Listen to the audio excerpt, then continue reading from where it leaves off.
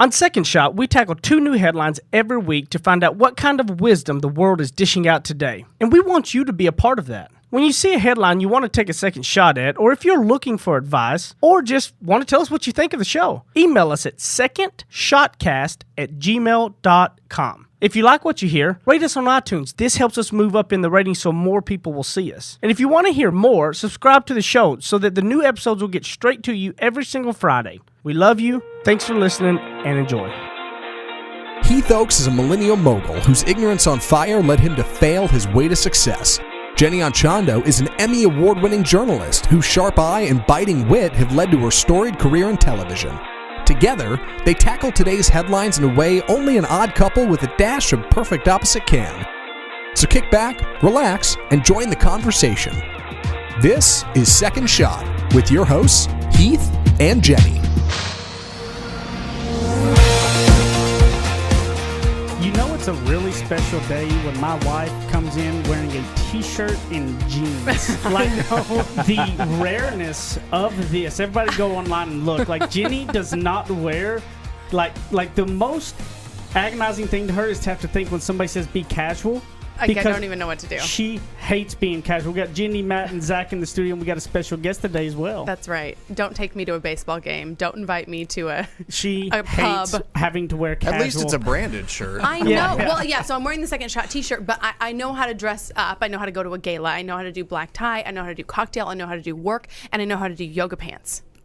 Like anything between, I just don't understand. Blue jeans are the death of you. But Brighton and I had science class this morning, our little girl, and she often gets dirt and paint and everything all over me. So I figured, like, if my jeans had paint on them, they would be more edgy for our guest, who has a very edgy look. Uh-oh. So welcome, Michael Molthan. Thank you so much. It's an honor to be here with you guys. So we told our listeners that we were kind of flipping the script a little bit, having a few more guests on, some super, specific hand-selected people. So I'm going to tell you, I've got a little bio for him, and it's always awkward for people to talk about you in front of you, but I'm going to go ahead and do that, Michael. So he was a luxury home builder, really, you guys, like one of the best in the country. I was reading the reviews online last night, actually. He was a husband, a father to the outside world, really considered to be a massive, massive success. So it was an addiction to drugs and alcohol that essentially caused his life to crumble, ended up losing that business, his relationship with many of his family members, his marriage, and eventually his freedom. So we're talking about a man who was arrested 27 times and spent almost 4 years in prison. So he's here to talk about really his spiritual awakening that changed his life, because today, and many of you know this, you're probably fans of his show. He hosts the show M to the Rock, where he openly discusses addiction. He's also a highly sought after public speaker on this topic. And now we officially welcome Michael Molthan to the show. Wow, that felt good. Like your whole life story? Yeah, that felt good. I don't know what else to say. So listen, and we were speaking about this earlier. You were in a situation where you were essentially getting in your own way. So I want to know when you got serious about actually changing your life. When the pain just got bad enough, I kept hitting what's called rock bottom. And every time I would hit rock bottom, it was the exact same rock that I kept hitting. And for the first time, I realized that the rock at the bottom, all these times that I was hitting rock bottom, was God. Mm-hmm. And so I decided to stay at the bottom the last time and hang out with God and get to understand, why am I doing the things I'm doing? And I got to first, preface that alcoholism, drug addiction is a disease. It's a disease of the mind, and it's my mind trying to fix my own mind of trying to figure out why I do the things I do. We aren't bad people. We're sick people trying to get well. And I truly, the last time I surrendered, and I surrendered and I said, I don't care where the justice system takes me. I don't care where life takes me, God. I'm just tired of feeling the way that I do. And that on 7/7/17, I turned my life over to the Lord, and it hasn't been the same since. I want to go back some, Michael, to a lot of our listeners are in, business world, trying to strive for success, or some of them are at that success. And one of the things about, as Jenny was talking about going back and looking, you were one of the biggest luxury home builders in Dallas. I mean, at the height of your business, what was that like? What type of, how much in houses were you doing a year? How big had your business getting? And then, like, how does it, when you get there, what is that shift that kind of changes that it starts going in that opposite direction? And what are some of the things that maybe our listeners can have, that if they're maybe climbing that ladder, climbing that success, some things to be careful, watchful of, fearful of, to where that doesn't go bad for them? It's a good question. My addiction, my drug of choice was alcohol and drugs. When I tried to remove alcohol and drugs from my life, I cross-addicted, and work became my drug. Chasing the almighty dollar, became my drug. My competitors in the high-end luxury market were, a great year, they were doing maybe 2 houses a year. I was doing 15. Yeah, I was doing almost 1 a month.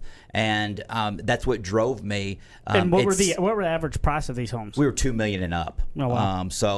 And the market was good. So market was good. Babe, we really messed up by not having him build our house that we've been building for 3 years. Uh-oh. Side note. Yeah. But 1 a month. Yes. Well, you call my brother. My brother is an incredible builder in the Park Cities. But so that became my drug of choice, and my life became completely unmanageable as a result of that too. So I didn't know what balance was. I had one speed, and it was go, and I was addicted to anything that was going to change the way that I felt, because I couldn't get along with myself and be that way. I'm grateful so much that I am a drug addict and alcoholic in recovery, because today I have a program of recovery. I have solutions today for the way I feel, right? So what was it? Okay, so thinking about you're building this business. I imagine that you had to have been sober at some point in order to really get it built up. What flipped the switch? When did you start sort of getting more into your addiction? What flipped the switch was when I started becoming powerless over people, places, and things.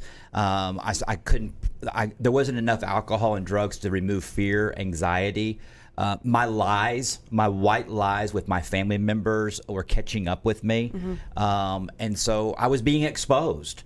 And the more I was being exposed in what was the truth, the angrier I became. And in my disease, resentment is the number one offender. It will kill me. So that's where it really started going downhill. I started holding on to horrible resentments towards people, family members, institutions, banks, and all that. And I was saying, I'll get you. And what happened was I was literally drinking the poison, hoping that other people would die. And I just started going downward spiral, holding on to the sword. So when you look back, do you think that you basically were going maybe from one addiction to another whenever, you had an addiction to success at one point, and then when that kind of started tapering off, you went, okay, drugs and alcohol, maybe feel the rest. I mean, and I think that a lot of people that are driven, and you obviously are an innate driven person, right, have those issues that go from one to the other, and some of them, drugs and alcohol never get there, but they're in a financial ruin, or they're trying to keep up a lifestyle that they really don't have because they can't stop that. What do you think? Is there anything that you could give people that maybe in the future, stop them in their tracks? To stop them from their tracks, if they're starting to go down that path of ego or anything that can help? Well said. I work a 12-step program, and the first step is we admitted that we are powerless over alcohol or drugs, that our life has become unmanageable. That is the only time in the 12 steps that the word alcohol or drugs is ever mentioned. So you take that word alcohol out and make it a blank, all right? You fill that blank in with something where we get honest. That's step one, is we get honest. You fill that blank in with gambling, pornography, work, exercise, food, all the different things that we do. I call it the visible things to make the invisible problems go away. And once we recognize that and get honest of what is actually making my life unmanageable, I'm powerless over. Okay, for example, I was powerless over work and ego and pride, because I would lie to my family and say, listen, I can't come home tonight because I need to go to a business meeting, because I couldn't I wanted to go get another deal. I wanted to go get another real estate deal. Heath would call me up and say, hey, I got something that just came across my desk. You need to look at this deal. And I would lie to my family and say, listen, I got to go do this business deal at the Stars game with this guy. And it'd be about real estate and alcohol and stuff like that. I'm using it as an example, but that's that delusional thinking, as opposed there was no balance. Work became my God. Drugs became my God. alcohol became my God, and it all failed me. Now, let me ask you this real quick, because here's what's interesting. The 12-step thing, right, the 12-step program, I never thought about it and I think most people would think of that, if you have a drug or alcohol addiction, get 12 steps. So what you're saying is you can fill in that blank with anything. So if somebody's got an addiction with food or addiction with not being able to balance their life healthy between work and home, you're saying that you believe the 12-step program may be able to help them. I know it does. So, you can take that blank. So if we wanted to role play here, and let's say that I'm a codependent, I can say, I have admitted that I'm powerless over Jenny, that my life has become unmanageable. People with codependency. I admitted that I'm powerless over my job, that my life has become unmanageable. That's all I do. I'm powerless over it. I go, okay, it's Saturday. I'm going to spend time with my family, and I get up in the morning and I go straight to the office because I got to get prepared for the week. And I'm powerless over it. Why am I at the office? Why can't I be with my family today? And I'm sitting there and I start feeling guilt, shame, and remorse. So what do? I work more to make that go away. Same thing with alcohol and drugs. I get these feelings, so I do more to make that feeling go away. So yes, the 12 steps is a way of life for me.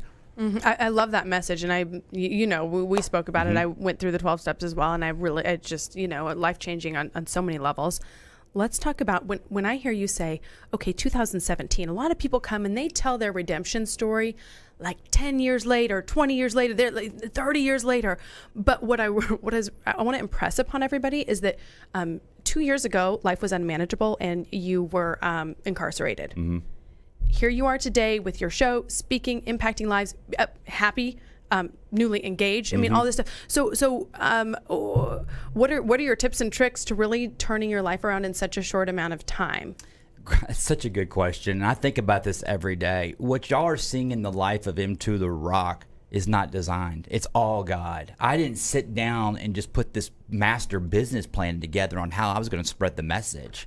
But you had to show up and ask for it, right? I did. I was apprehended by the Dallas Police Department on 5/29/17. That was the last day I had alcohol or drugs put in my body, cigarettes, anything in my body. If they would have let me out on 5/30, Jenny, I would have used again. But it was on 7/7/17 when I surrendered, when I was incarcerated, and I was set free for the first time in my life behind the walls. I found my freedom in jail. And once that happened and I surrendered, then God started using me. And I started helping people. And I'm not talking preaching the gospel and all this stuff, which I'm a big believer in, but I was just doing me. And people were attracted to that behind the walls. And then I started speaking in jail. After dinner, after evening chow, I would get up on the ramp and share.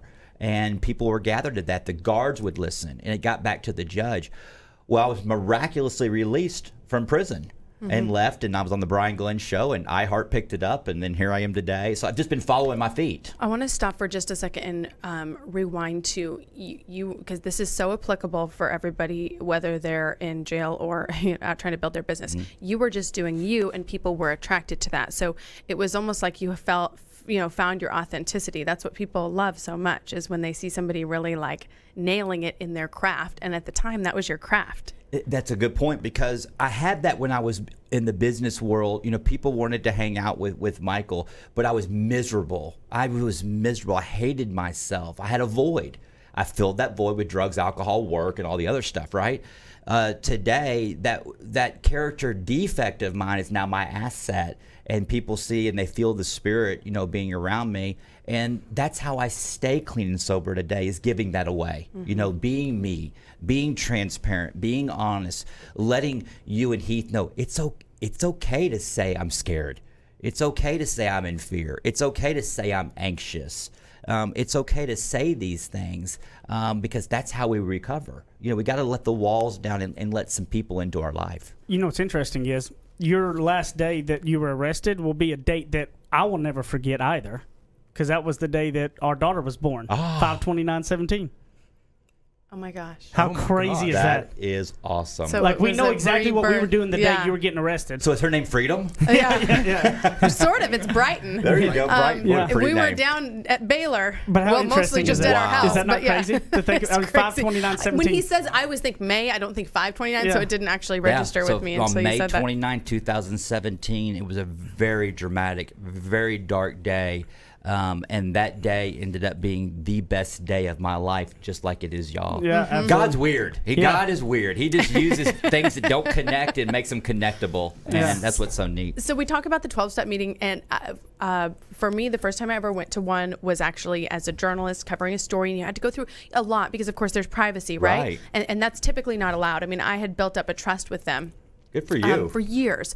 And so we were able to do some very subtle coverage of that. Then later, I went as a participant in the program, and I will never forget thinking, I'm a relatively confident person, and this is like one of the scariest things I've ever done is step into that meeting. So can you give some insight into if someone's thinking about whether it's Narcotics Anonymous, Alcoholics Anonymous, Overeaters, any of the groups, like explain what it's like, explain sort of what that process is like when they go to a meeting. Well, I will. When I walked into a recovery group meeting, I don't fly a flag. I don't represent any group, but a 12-step recovery meeting, psychotherapy, group therapy fellowship. I walk in there, and the reason why I'm in so much fear to go in there, and to be honest, for the first time in my life, when I'm feeling that is the disease active in my head. That is the disease telling me, or the enemy saying, you don't need to be in here. You're not like these people. You need to go away. And a lot of times, my whole life, I would listen to that. I would go away. But we go in there, and for 1 hour, just sit down and listen for the similarities, not the differences. What does that look like? I used to go in 2000. I'd go in all pimped out, thinking all ego, pride, big home builder, and I would hear guys going, I lost my wife, I've been arrested, I've been homeless, and I go, man, I'm not going to come here. That's not who I am, okay? That's not who I am yet. Yeah. And that's the key right there. So go in and listen for the similarities, not the differences. The great thing about recovery group meetings, Jenny, is that I get to hear and see my character defects live on stage. I also get to hear solutions to my character defects live on stage, because my solutions when I'm in my disease are bizarre. I'll get a splinter in my pinky toe, Heath, and to remove the splinter, I cut both my legs off. Yeah. Right? Yeah. And today I don't think that way. So if somebody is listening to the show, maybe they've got a spouse, a partner, maybe they've got a friend or a family member that they see going down a destructive path of some way, whether it's drugs, alcohol, maybe it's balance in life, maybe it's their priorities and how off whack they are. What's the best way to approach somebody to make them be okay to go get help or doing that? Because I from what I know, that's a very sensitive thing of how you can approach that to whether it lands on them or not. Well, very common asked question, and there is an answer, and there is the correct answer. So let's just use alcoholism as an example for this topic, okay? If you have a husband that is struggling with alcoholism and you can't relate to it, all right, and it's killing you watching this happen, this is the solution. Write this down. Go find another man that is a recovering alcoholic and introduce him to your husband. And leave the room, okay? One alcoholic working with another, there's no other better solution, all right? Men work with men, women work with women. So we find the like-minded people that can relate. I'm engaged to a lady who's in recovery too. So if a female is struggling, I will introduce this lady to Rachel, or I'll introduce her to a lady in the program where they can relate. That happens every day. And that is I've seen miracles happen that way, because when a normal person, call them a normie, tries to fix the alcoholic, we drink more. Gotcha. We have a language, and that's the most powerful thing you can do. So if it's any particular drug, maybe it's an eating disorder, maybe it's a balance disorder, one of the biggest things is to set up that male or female that's that's overcome it, and introduce them in their life and just wait and watch. Let's get honest first, and let's accept that we have a disease. And once we accept we have a disease and get some time on our shelf, then we'll talk about God. Then we'll get into all that. So many people immediately would come to me and shame me, saying, you're a sinner, you're a bad person. That's what I would hear. Yeah. And I would flee because I'm like, I'm not. I don't know why I'm doing the things I'm doing. Let's address that we have a problem, we have a disease, and there is a solution. Love it. Are we ready to do an article with him in a little bit? Well, we are, but I thought we were going to get to. Didn't you want to get in that one last piece that you were wanting to see if we had? Yes. Do we have time for it? I didn't. Yeah. I don't see the clock. Where is it? Oh, it's over here. Watch out. I got it. I know. I things are got all you. over My the place in here. goodness. Okay, you know I'm so the scheduler. I'm like over here hyperventilating. Like I need to know every 5 seconds where we are. I'm looking at my computer. I didn't start a clock here. I didn't start a clock here. So awesome. Okay, so I want to talk about. So congratulations on the recent engagement, by the way. Thank you. So let's talk about. Finding a healthy relationship. This is something else that we've discussed sort of offline, and I thought this is a great component for the discussion that I want our audience to hear about finding a healthy relationship. This is huge. Relationships are probably one of the number one reasons for relapses in early recovery, and for me, my accountability partner, my sponsor, my little team around me, including my judge, said, Michael, no relationships. And I get that today. And the new me is I didn't want a relationship. And I was told that I couldn't get in a relationship for a year and until I finished all 12 steps, which was fine to me. I accepted that. I wasn't looking for a relationship because before I always was. I was looking for something to fill that void, right? So I was going this, and I realized I can't be in a relationship and love anyone until I know who I am. Yeah. I got nothing to give except just a bunch of resentment. Hey, Miss Girlfriend, do you want to hang out with me and just co-sign on my resentment? Well, and then and you think about who you're attracting too. I mean, like Right, yeah. like the people we're bringing into our lives. Yeah, I was seeking we want sick people. them to be whole, Right. like we are whole. Right. And to support that. That's right. And so, now I got something to give. As a man, I truly believe the man being the spiritual leader of the household. Research that has nothing to do with control, but the spiritual leader of the household. And for me to be that, I've got to love God first before I can love anybody else. That's what works for me. That's what was taught to me, and I get that today. It makes sense to me because my whole way didn't work. I was horrible at relationships. How do you? Okay, so what is life like now? Do you still go to groups, meetings? Does she go to? Yeah. So I'm the type of alcoholic and drug addict that I attend support group meetings every day. Every day. That's my program. I have to. Because I love it. It feeds me. She does too. She's a national recording artist, tours all over the world, performing, and she has a support group that is out there, and then social media. We're members of some private groups on social media that we can, talk back and forth, and it's great. There's some great things on social media that can do that. So we stay connected with our people. Well, one of the things that I can take from this whole deal is, number one, that the level of success you were at until you actually dealt with the actual addiction issues that you had, that you knew about, you just kept going from one to the other. The level of success you were going to achieve in your life wasn't going to really happen. It may have looked like it, right? Yeah. And then I see that the 12-step program, to me, I never realized that was actually something outside of drugs and alcohol. I never thought about that, but you're right. Babe, because, I told you I did that. Well, no.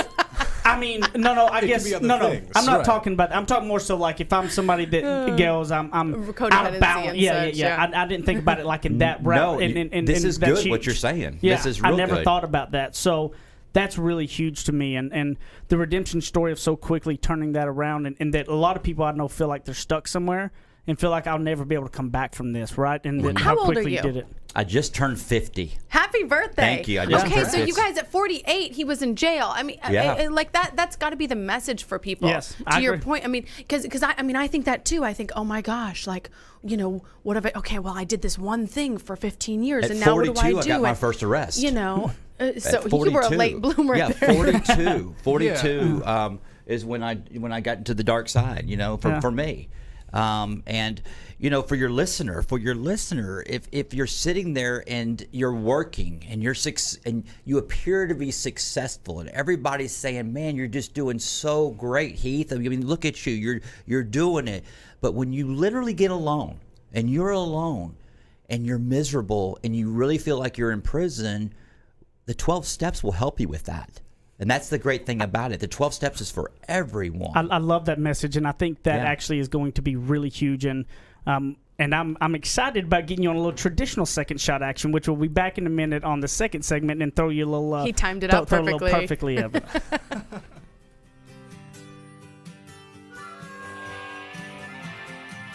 He makes up words, she translates them. Heath and Jenny host more of Second Shot, coming up on RNCN. To all of my friends in the great state of Texas, if you have not taken advantage, I have a way to save you a ton of money. I have saved over about $3,000 in the last year, and I have no hassle. Go to energyogre.com, put in the promo code SECONDSHOT. Now listen, promo code SECONDSHOT, and you're going to get a free month just for signing up and saving a ton of money. So don't be crazy. Stop sitting around talking about, is this the real deal, and go do it right now. energyogre.com, promo code SECONDSHOT, and a free month. Thanks. Go get it now. Run.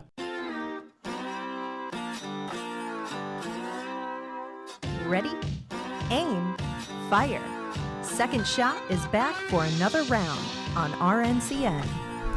So for all the listeners that know me, they know that I love, adrenaline racing and stuff. So like when Michael came in, we started talking. He and his son used to do a lot of motocross together. Ooh. That's what I did growing up, and talking about Swan out in Tyler. Yes. And then all of the type of racing was a, I was, my dad said at 18 months old, I got on my first real four-wheeler, and actually was driving it at 18 months old. And that's a parenting problem. That's horrifying is what that is. And so anything that with an engine going fast was my deal, and I loved it. And that's why I'm telling you got to get out there to that Dallas karting complex. We're going to do it. Let's go. You guys, Dallas Dallas Karting Complex needs to be a sponsor, by the way. I've had really so many people DM me after he's talked Really? about the Let's karting do it. complex. Awesome. Be like, yes. It's really awesome. Yeah. So we'll go live from there. Get us out there. Get Yes. Heath out there. We'll do a whole live race. Heath and M2. Yes. And I'm going to take you in the corner Come hard. on, let's I'm go. going to take you in the corner hard. Hey, I've already got Brighton's really pink cart picked out with the pink suit, and it's going to be pretty. That's awesome. Her mama may not be on That's board awesome. with This it is yet, not but happening. She'll This have is to why I work. had to stop working weekends. Like, I needed to come home and regulate.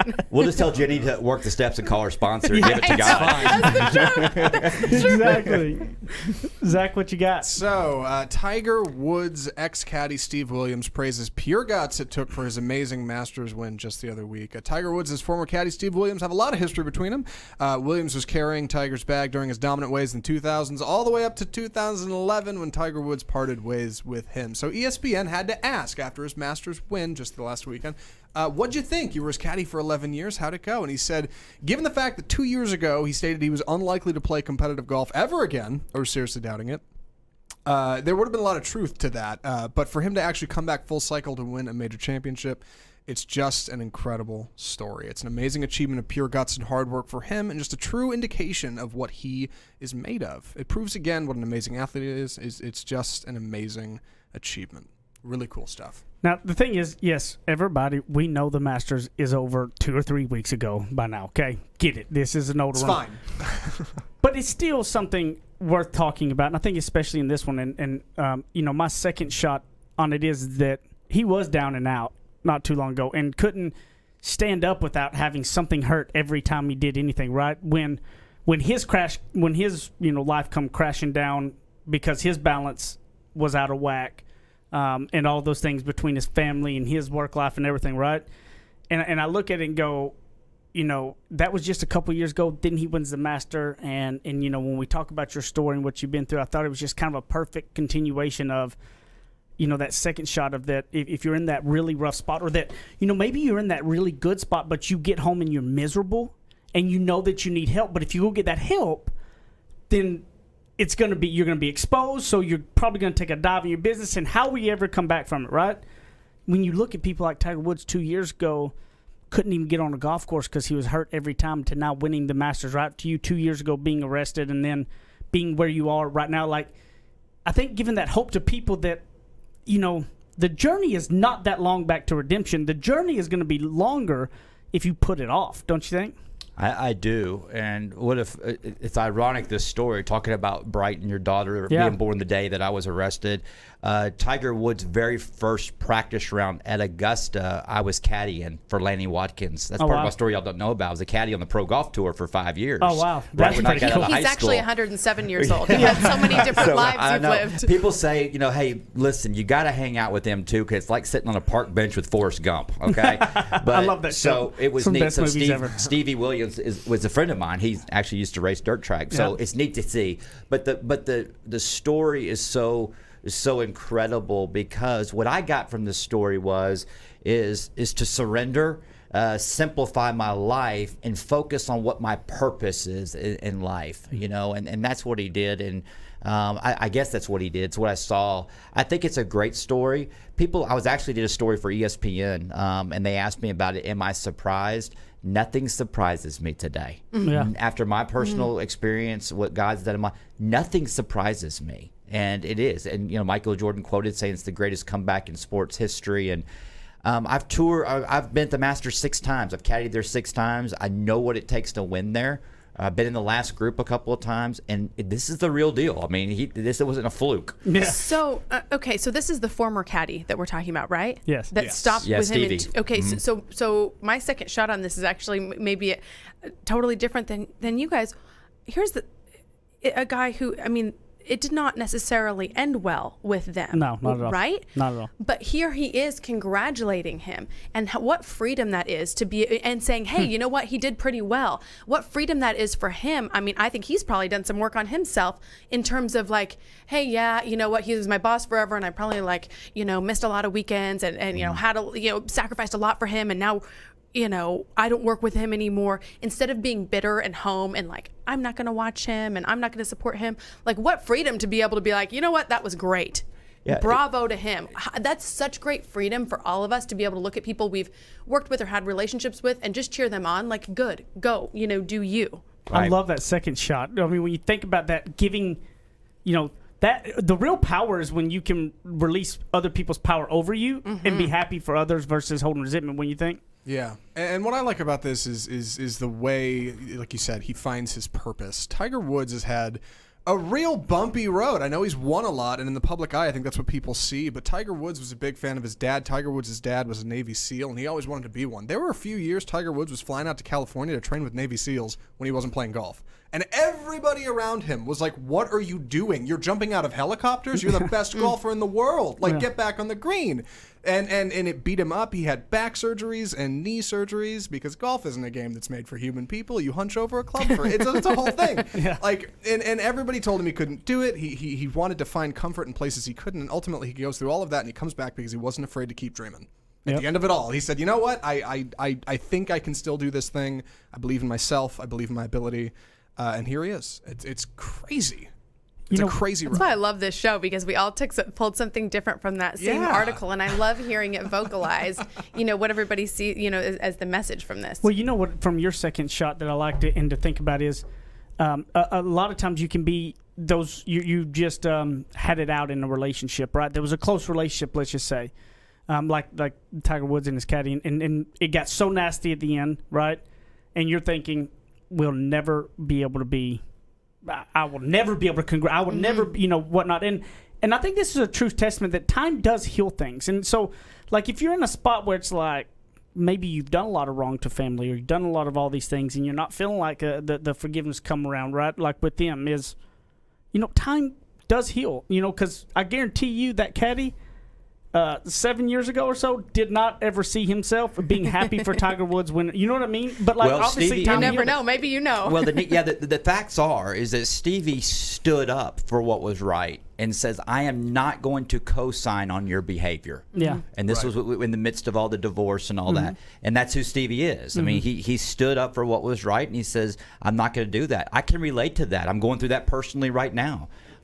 So, where do we got to take that stance and say, listen, we got to walk the walk and not talk it. So, it's a great story. That's as classy act, that Steve, made that comment, and that's who he is. That's who we are. And regarding the title Second Shot, the first thing that came to mind when I saw your show and heard about your show was one word: grace.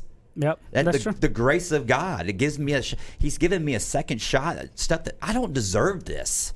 I do not deserve this. But, because I repented and because I surrendered, all right, I'm giving God permission to perform grace. I'm giving him permission to do that. Don't you think that that's a lot of that holds a lot of people back in success in business and success fulfillment, is that they don't think they're deserving of those things? And it's fear. It's a result of fear. Your listeners, there's a lot of successful business owners that listen to this show. A great business leader that's their gift, is showing grace to their employees. And as a leader, I challenge you: accept the grace. We're not God. Let God do his job and accept that grace. Accept that second shot. And so the great thing about our life today is that Jenny and I were talking about this on the phone the other day, is that I don't have bad days anymore. I have bad moments. Yeah. I don't have bad days. So it doesn't ruin the whole day. It doesn't, because I have a solution. I have 12 steps. I remember my second shot. I don't forget that when those jail doors open on Friday the 13th of October 13th of 2017, that was a complete mistake. It wasn't. God said, "Go do my work," and that's where we're at. It's interesting. You told me, you said earlier, this is kind of going back to it, but it just stuck in my mind, was when you said you kept hitting rock bottom multiple times. And a lot of people always say, well, I haven't hit rock bottom yet, or whatnot. But what I think, would that been how you would have thought about it until you got clean to look back on it and realize you did hit rock bottom? It was just several times? The very first time I hit rock bottom, okay, there's that rock. Yeah. The 27th time that I hit rock bottom, the same rock was there. Why do I keep hitting my head on this same rock, okay? What is this rock? I'm going to check and see. And all these times, the rock was God. And and the reason why it was just me and him is because I was so low in life that the only thing, and the pain was so bad, that the only thing that I could turn to was this God. And I said, I'm going to give it a shot, because I've done everything else. Did you have a relationship with God prior to this at all, or any sort of sense or upbringing? Or I was agnostic. I just knew that Jesus was there. It was the Word. He's going to operate on my terms. But I had not completely surrendered. I wasn't biblically sound. I wasn't, but the answer was no. Hey, Jesus, you can ride with me. So I could say that if I was in a group of guys like Heath and a bunch of guys and they're talking about Bible study, I'd yuck it up, say, yeah, I'm a believer. And then I'd be at the strip club, the next night with all the other guys, never talking about Christ. You know what I mean? So that was my life. Okay, and I think that's really honest. Yeah. Which is, shoot, if anything, you're honest, and I appreciate that about you. I love that about you. It's open, because my behaviors were symptoms. I was crying out for help. I was crying out for God. And the neat thing is, as a result of the 12 steps, I can literally sit here without saying it, but I'll say it, is I'm not that guy anymore. I'm not that guy I used to be. I sit here, I'll rewatch this show, and I'll go, I said that? I'm like, where'd that come from? Yeah. So whenever, your show that is, I want you to talk a little bit about your show and get it to where our listeners, where they can find it all. Give them the idea. I'll tell you, listeners, what was pretty cool. A couple of weeks ago, you had Steve-O come in as a guest. Steve-O, that was pretty cool. He's sold. Yeah, the Jackass was like one of the. It was something that all of us wild adrenaline kids watched every moment of. You know what I mean? So I thought that was pretty interesting. But this time, maybe tell some of our listeners where they can find your show and kind of what they can expect from it. And yours is daily. See, ours only comes out once a week. Yours is daily. Yeah, we're 5 days a week, Monday through Friday. And then when I'm not on the show, I'm on other podcasts. I'm on radio across the country. It's real simple. And yeah, Steve-O, I got to give all the credit to Randy Smoot on that. Cynthia and Randy Smoot, helped me out so much. They are just so passionate about the movement of what we're doing, but they reach out and get these guests. And it's neat because it helps break the walls of stigma. This disease doesn't discriminate. And the difference between Steve-O and me and the man underneath the bridge is the bridge. That's it, know? And so, but our show is simple. We talk about drug addiction. We talk about alcoholism. We talk about hurts, habits, and hang-ups, things that get us stuck, where it doesn't have to be drugs and alcohol. Dude, I'm addicted to sin. You know, when my eyes are open, I'm in full-blown relapse. Yeah. Okay, but I got tools now that keep me on the beam, right? Yeah. And if I get off the beam, when I get off the beam, I know what it is, and I talk about it on the show. You know, if I'm going through something, you know, I share with people that if I think somebody's doing it to me, they're not. They're just doing it. You know, these new things that I'm learning. So that's what we talk about, solutions in life. And then we have guests on. And I love having guests on who are not drug addicts or alcoholics to get them to where they start nodding their head going, oh, okay, I get you now. You know, you are just like me. Just your solution is just freaking crazy. Yeah. But that's what we do. It's a feel-good show. We don't debate. We don't talk about big pharma. We don't talk about, you know, any controversy. I don't have that luxury. We don't talk about politics. We don't, you know, I talk about my God of my understanding. I have atheists that watch the show. I have atheists that participate. And the show has turned out to be a community. You know, we get crazy numbers on Facebook every week as far as views, you know, and we're reaching over, you know, 300,000 people a week. You know, a week on the show, and the success stories of people messaging us, asking for help. We get them treatment. You know, we point them in the right direction, and we have great success stories of the show is actually saving lives. Not my show, the show is saving lives. Noon Central Time, Yes. Monday through Friday. Monday through Friday. They can watch Facebook Live. They can also, if they miss it at noon, any podcast platform, right? We're on every platform, and we're live on YouTube, Twitter, and Facebook Monday through Friday at noon. You cannot miss him if you are online at noon. That's right. He's It's everywhere. Yeah. Well, it was a pleasure having you on. It was great to get to know you a little bit more ahead of time. Like, I've seen you a lot, and then obviously leading up, doing the research and looking at it. I mean, your homes were awesome, and knowing a lot more about you. And obviously, there's even that much more to uncover. Yeah, we're trying to bring him back to build our home. Racing. Buy him out of this show and come finish our house. I can help you. I can help you. Give everybody your social media handles too, so they can follow you there. Just the great thing to do is just go to our website, M2, the letter M, the number 2, therock.com. All of our links are there. Facebook, you know, just go to Facebook, go M2 The Rock. It pops up very first, and go like our page, and make sure on Second Shot you like their page and turn the notifications on so when y'all go live, it pops. Absolutely. We never even tell anybody that. Yeah. Thank you. So I am at JennyAndChondo.com, Jenny and Chondo on Instagram, and yes, there's a new project on there, and you only know about it if you're following along on the gram. At Apple Zackintosh on Twitter and Instagram. Facebook.com/group/Second Shot. Come join the conversation. Thanks, guys. Matt Stoker1 on Instagram. You can find me there. And also on the Facebook group. I'm hanging around. At Heath Oaks, at Ignorance on Fire, Instagram, Twitter, LinkedIn, Facebook. LinkedIn. Jenny loves LinkedIn. Senior citizen. We got LinkedIn. I love LinkedIn. SecondShotcast@gmail.com with any questions you may have. I love you. See you next time.